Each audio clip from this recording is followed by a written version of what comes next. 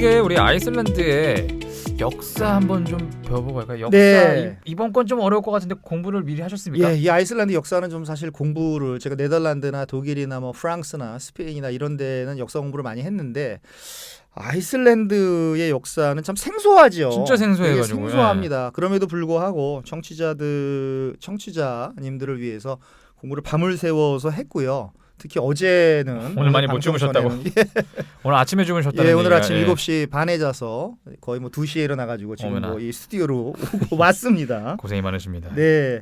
그래서 이 아이슬란드는 사실 그 무인도였습니다. 그러니까 8세기 이전에는 그 무인도였고요. 아니 이 큰 섬에 아무도 안 살았다고요? 예, 아무도 안 살았습니다. 동물은 뭐 살았겠죠. 근데 사람은 안 살았던 이런 오. 무인도였고 그게 버려진 섬이었고요.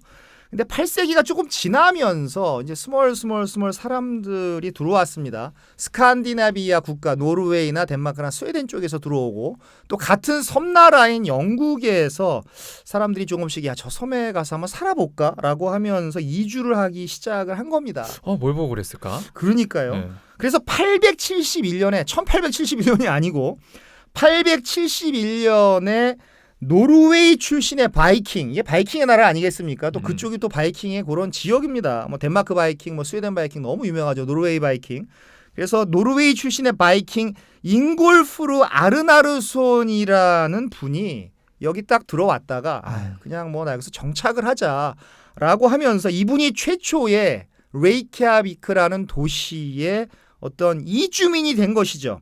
아이슬란드 역사상 최초의 주민이 되는 겁니다. 야, 아무도 없는데 어떻게 와서 이렇게 살 생각을 했을까? 그렇습니다. 그 에스키모도 없었고요. 또 이누이트라고 하는 어떤 그 에스키모의 종족 중에 하나인데 이누이트도 없었고 또 원주민이 없던 그 상태에서 이 아르나르손이라고 하는 사람이 이렇게 들어와서 산 겁니다. 정말 대단한 사람인 것 같고요. 그래서 이분은 지금도 아이슬란드 전역에 동상이 있습니다.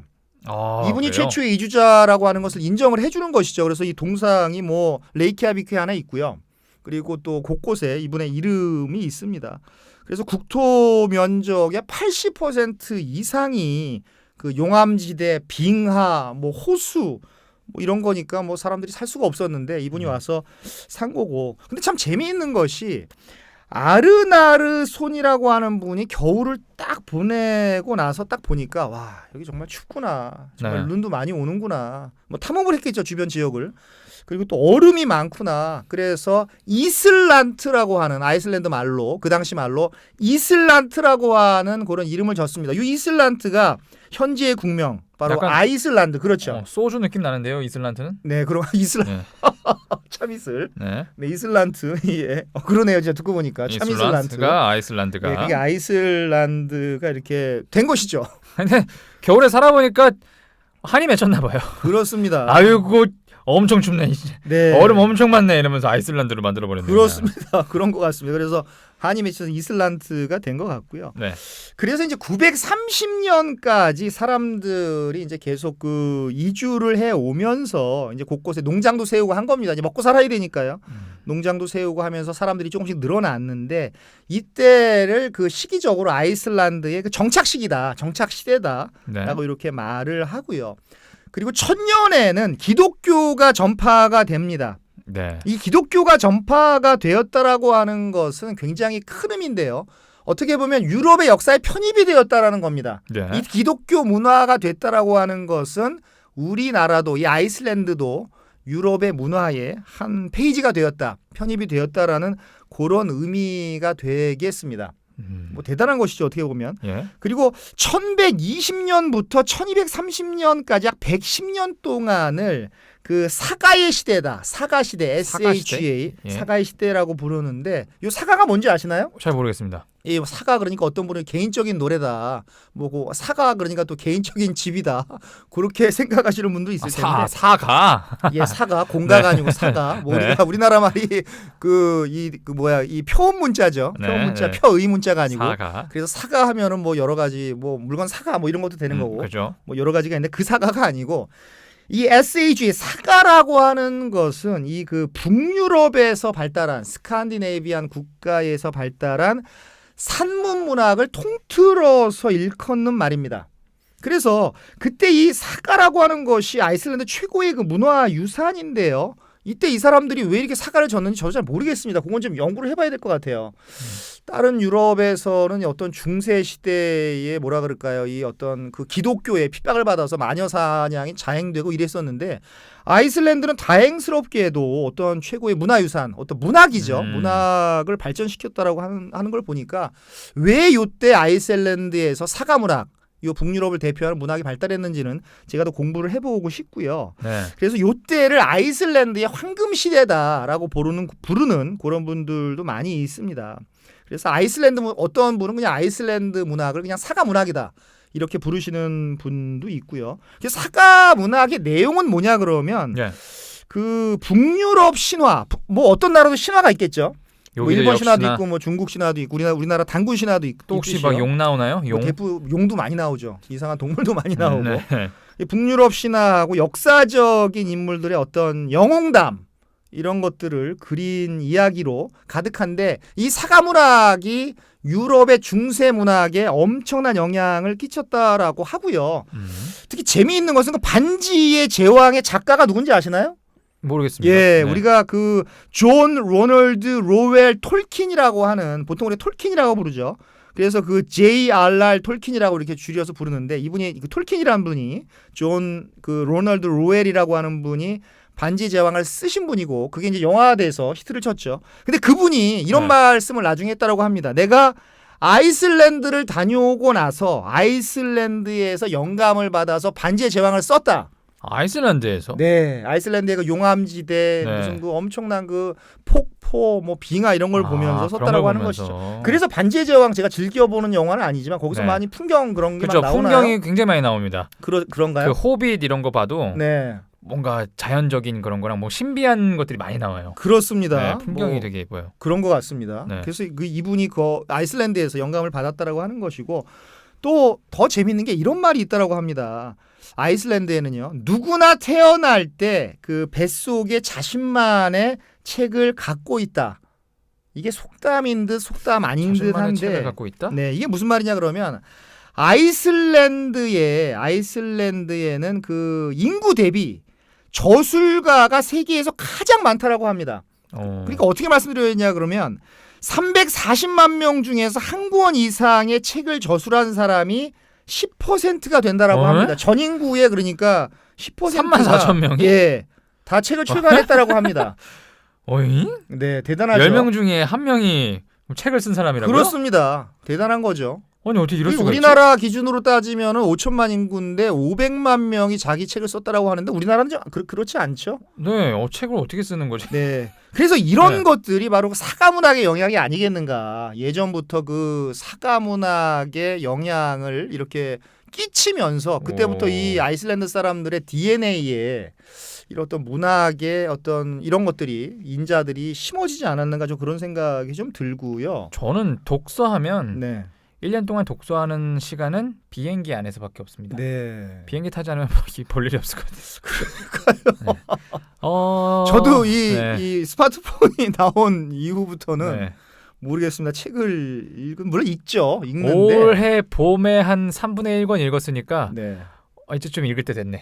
3분의 2 정도 읽을 때가 됐네요. 네, 그렇습니다. 1년에 한 권씩. 네. 근데 아이슬란드 사람들이 추워서 책을 많이 읽나요, 겨울에? 뭐 집에서 그럴 이렇게 수도 할 가만히 일이 있다가. 없으니까 뭐 그럴 수도 있는 것 같고 어쨌든 간에 전 인구의 10%가 책을 저술한 작가다. 뭐 이런 사실이고요, 이거는. 네. 그래서 아무튼 이런 사가 시대를 거치고 나서 1262년부터는 그 노르웨이의 지배를 받습니다. 100년 이상. 네. 예. 그리고 1380년부터는 그 덴마크의 지배를 거의 뭐 몇백 년 동안 받다가 네. 1944년에 되어서야 완전히 독립을 하게 된 것이죠. 그러니까 노르웨이하고 덴마크하고 합쳐서 얼마인가요? 거의 700년을 식민 지배를 받게 됩니다. 참 대단한 것이죠. 예. 우리나라도 1945년도에 해방을 했는데 진짜 오랫동안. 네, 아이슬란드도 1944년도에 완전한 독립을 이뤘다라는 것이 중요한 거고 비슷한. 네, 이러다 보니까 노르웨이와 덴마크는 이 아이슬란드하고 떨어질래야 떨어질 수가 없는 그런 관계가 되었고요. 그래서 아이슬란드 제1 외국어가 영어가 아니라 덴마크어입니다. 덴마크어는 어떤 느낌이지? 덴마크어는 감이 안 오네. 너무 어려워서요. 네. 이게 너무 어려워서 왜 이렇게 점점 우물라우트, 이 오자 위에 점점 있고 A자 위에 점점 있고 어떤 건지 알겠다. 오자에 이렇게 사성가 있고 뭐 이렇게 D자에 뭐 사성가 있고 이런 문자들이 막 있다 보니까 너무 네네. 어려운데 뭐 덴마크어만큼 어려운 게 이 아이슬란드어고요. 그래서 덴마크어를 제일 외국어로 하는 세계 유일무이한 나라라고 저는 생각을 합니다. 어떤 나라에서 덴마크어를 제일 외국어로 하겠습니까? 확실하진 않은 거죠?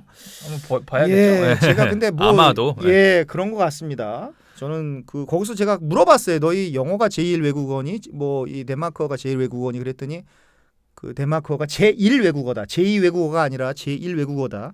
이렇게 말했다라고 하는 것이죠. 영어는 좀 잘하나요? 그럼? 그럼에도 불구하고 네. 그 영어를 너무 잘해서요. 영어를 문제는 너무 없겠구나. 유창하게 잘해서 네. 보통 뭐 이 스칸디네비아 사람들이 그 뭐 3개 국어, 뭐 4개 국어, 5개 국어 뭐 이 정도는 충분히 하지 않습니까? 그런 건 참 부러워요. 네, 대단합니다. 아니 보면 항상 어느 나라를 역사를 얘기할 때마다 네. 다 지배는 받았던 것 같아요. 태국만 안 받은 거죠 지금까지. 그렇습니다. 태국이 참 특이한 나라네. 태국이 그 아시아에서 그 식민 지배를 안 받은 나라니까. 특이한 게 아니고 대단한 거네요. 네. 네. 또 내일 모레 가신다면서요, 태국도. 네, 어떻게 또 한 번 가게 돼가지고 네. 저는 길거리 음식 1,000원에 먹고 오겠습니다. 그러니까 이거 저도 태국 가고 싶습니다. 너무 아이슬란드에서 혹독한 물가를 경험하다 와서 그런죠. 네, 여튼 네. 어떻게 700년 동안 두 나라한테 지배를 받은 거네요. 그렇습니다. 그게 오랫동안 하나의 뭐 역사고요. 흑역사까지는 아니고 뭐 하나의 역사고요. 그거를 뭐 흑역사다 이렇게 말할 필요는 없는 그렇죠, 것 예. 같고요.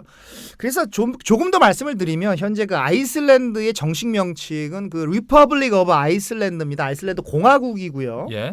그리고 1인당 GDP가 한때는 막 7만 5천 불까지 올라갔다가 2008년도에 경제 위기를 겪었습니다. 그때 막 기업들 빠져나가고 막 경제 위기를 겪었고 그래서 지금은 1인당 GDP가 그래도 높습니다. 54,500불. 그래서 세계 6위 수준이니까 상당히 부자 나라고요. 네. 그 경제는 어업과 섬나라이다 보니까 그런 것 같은데요. 경제는 어업과 수산물 가공업이 근간을 이루고 있고요. 특히 그 수산물 수출이 총 수출에서 차지하는 비중이 75%다. 이게 섬이라서. 그렇습니다. 그래서 뭐 수산업으로 먹고 사는 나라다. 뭐 그렇게 봐도 과언이 아니고 물론 관광업도 대단하고요. 200만 명이 가니까. 네. 그래서 뭐 말씀드린 대로 전국토의 80%는 용암지대, 뭐 빙하 호수가 되겠고 종교는 그 굉장히 새로운 걸 받아들여서 그 개혁적인 성향인 그 루터파 복음 루터파 교회가 93%를 이루고 있습니다. 로만 카톨릭이 큰 힘을 못 쓰고요. 다른 종교들이 큰 힘을 못 쓰고 그 복음 루터파 교회가 93%다라는 그런 나라가 되겠습니다. 인구는 아직 좀 작지만 네. 진짜 부자 나라네요. 네, 부자 나라입니다. 부자인 줄 몰랐거든요, 제가. 네. 아마 뭐 관광객이 많이 가서 그런 거일 수도 있습니다. 저도 관광객은- 가서 뭐 네. 돈 엄청 쓰고 왔으니까요. 네. 거의 한 뭐 2,500 아끼고 썼는데도 2,500불 쓰고 왔습니다. 2,500불이면은 25,000, 250만 원. 네, 걷다가 지금 환율로 지금 1,200원 넘었죠. 지금 환율로 하면은 뭐 엄청나죠. 거의 300만 원을 네. 부자시군요. 부자가 아니고 지금 어떻게 갚을지 이거 지금 갚아야 되는 다음 달에 건가요? 카드 뭐 날라오면 어떻게 갚을지 지금 고민 중에 있습니다. 카드로 싹 쓰고 오셨구나. 네. 우리 팟캐스트에 좀 후원금이 많이 들어와야 될 텐데요. 많이 도와주십시오. 네. 다른 데도 또 가게요. 네, 그렇습니다. 네. 네, 그러다 보니까 뭐 사회 복지 수준도 뭐 최고인 나라고 네. 또 대학까지가 의무 교육입니다. 대학이 대학까지가. 의무예요? 예. 부럽다. 물론 가기 싫은 사람은 물론 안 가는 사람도 물론 간혹 있겠지만 대학 교육까지가 의무 교육이니까 뭐 거의 뭐 이 국가에서 보조를 해주는 거고요. 뭐 대충 뭐 이런 나라입니다. 대단한 나라라고 할 수가 있습니다. 뭔가 분위기가 좋을 것 같아요. 아이슬란드 사람들이 그런 면에서. 그렇습니다. 분위기는 너무 좋습니다. 아이슬란드 사람들을 이렇게 네. 처음 딱 보면은 그 이렇게 표정이 좀 묵뚝뚝합니다. 추운 나라라서 그런지 모르겠지만 막 싱글벙글 웃고 있을 것 같은데? 네, 안 그래서 그래요? 묵뚝뚝해서 이렇게 맨 처음에 딱 보면 막 처음에 무서워요. 눈도 파랗고 코도 높고 털도 많으니까 이렇게 해서 물어보려고 그래도 내가 물어보면은 또 뭐 화내는 거 아니야? 뭐 약간 왜 그런 마음이 있죠. 동양인들은 괜히 물어보면은 인종차별 당하는 거 아니야? 뭐 이런 마음이 좀 드는데 인종차별이 있었습니까? 인종차별이 전혀 없었습니다. 전혀요? 아이슬란드는 전혀 없었고요. 네. 지금 뭐 큰 나라 가면 뭐 프랑스나 스페인 가면 좀 있는 것 같은데 인종차별이 저는 전혀 없었고 근데 또 막상 물어보면 네. 갑자기 그 묵뚝뚝해졌던 표정이 이렇게 싹 스마일리하게 싹 갑자기? 웃으면서 그래서 그것도 굉장히 생소합니다. 이렇게 묵뚝뚝했는데 물어보면 어머 그러니 그러면서 영어도 잘하니까. 예, 또. 영어도 잘하니까요. 굉장히 친절했고 길을 물어보면은 뭐 이루 말할 수 없이 뭐 일로 가서 절로 가서 뭐 우체국 보이면 일로 가서 거의 뭐 헬싱키를 능가하는 헬싱키 사람들을 능가하는 정도로 알려줬고요. 무뚝뚝해 보이던 사람이. 네, 예. 그 표정이 싹 돌아가고요. 그리고 유머 감각도 있습니다. 유머 감각도 있어서 그렇게 버스 기사 같은 분들이 이렇게 왜 방송하지 않습니까? 여기는 무슨 예. 역입니다 할 때도 이렇게 방송 마이크로 그 농담 예, 한번 하나요? 사람들한테 뭐 농담 하나 하고 사람들이 웃어서 제가 알았어요. 아이슬란드 말을 알아들어서 웃은 게 아니고 옆에 있는 사람들이 그 기사님의 그 뭐 아이슬란드 발음으로 뭐 이렇게 스피커로 나오겠죠. 네. 얘기하는 것을 듣고 막 웃는 거예요. 어. 그래서 저게 농담이구나. 이렇게 버스 기사님들도 이 버스 안에서 농담을 하는구나. 저도 뭐 덩달아서 웃었죠, 뭐. 우리나라에서는 보기 힘든 모습이네요. 그렇습니다. 버스에서 농담은 진짜 한 번도 본 적이 없는 것 같아요. 그렇습니다. 우리나라도 좀 그렇게 좀 약간 밝은 나라가 됐으면 좋겠어요. 우리가 문제가 네. 그거예요. 버스가 정차하고 나서 사람들이 일어나야 되는데 네. 그 빨리 안 일어나면 혼나요. 아 그런가요? 왜 네. 늦게 내리냐고? 네. 어. 원래 정차하고 나서 일어나서 내리는 게 맞는 건데 네. 사람들 위험한데 말이죠. 그런 게 좀 바뀌었으면 좋겠습니다. 그렇습니다. 빨리빨리 문화가. 좀 빨리빨리 문화가 중요한 것은 그겁니다. 빨리빨리 문화가 좀 없어져야 될 것 같아요. 네, 그럼 뭐- 유머가 있는 사회가 네. 건강한 사회라고 저는 생각합니다. 여유롭잖아요. 그렇습니다. 누구한테 뭐 빨리 해 그래서 이렇게 빨리 하는 문화 좋은 거 아닙니다. 뭐 빨리 해서 뭐 좋은 일도 물론 있겠지만 얼마나 많겠습니까? 제가 그래서 맨날 유머 하잖아요. 네, 안 통해도 일단 합니다. 네, 그것도 굉장히 좋은 자세입니다. 유머가 있는 사회가 밝은 사회입니다.